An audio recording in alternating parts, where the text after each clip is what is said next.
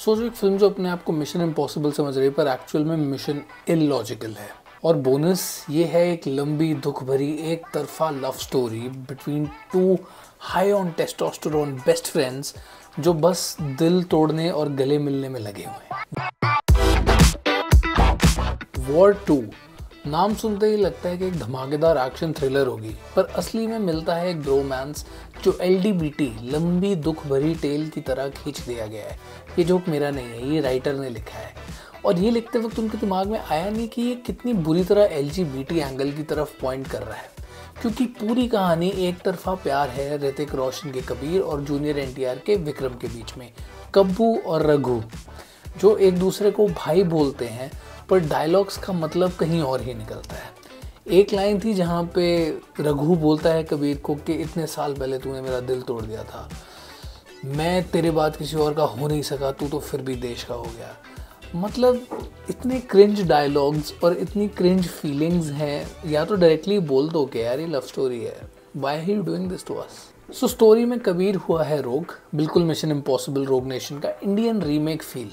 इतना कॉपी किया है कि इंटरवल से पहले 4 एक्शन सीक्वेंसेस चिपका दिए, जैसे कह रहे हो देखो हम भी टॉम क्रूज लेवल के हैं। स्पॉइलर नहीं है। मैं बहुत बायस्ड हूं ऋतिक के लिए, तो मान लो कि कुछ सीन्स मस्त थे, लेकिन ओवरऑल प्रोडक्शन बिल्कुल वीडियो गेम लग रहा था।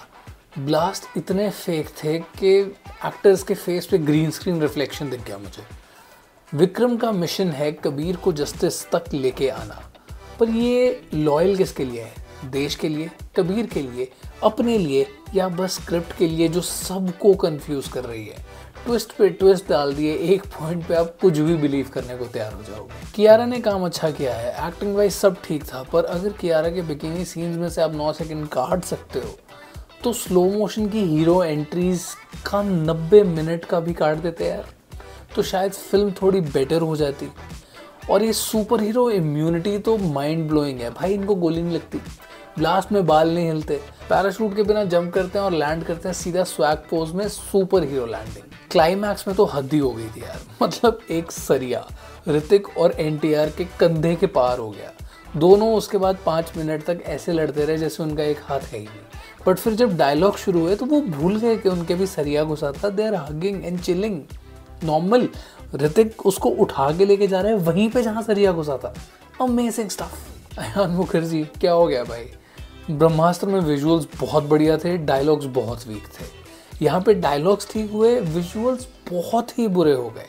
ऐसे लगते हैं VFX वाली कोई गेम आप मोबाइल में खेल रहे हो। एक प्रॉपर बैलेंस भी नहीं बना पाए।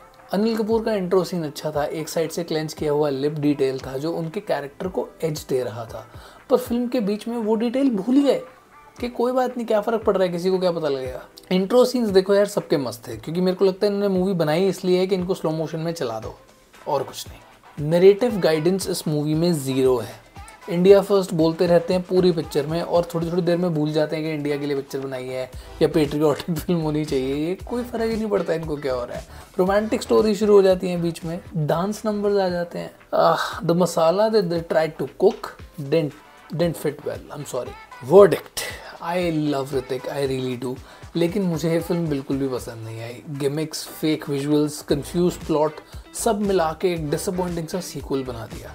लॉजिक को घर पर छोड़ के जाओ, वरना इंटरवल के बाद ही रोना शुरू कर दोगे। Anyway, I am really excited to watch Coolie now because I am pretty sure it will be way better than this. Anything will be better than this. In the end, अगर आप लोगों को ये रिव्यू अच्छा लगा या मेरा रैंट अच्छा लगा तो प्लीज़ लाइक करो और सब्सक्राइब करो and let me know what did you think about the movie. और अगर देखने जा रहे हो, all the best. I try to Warne.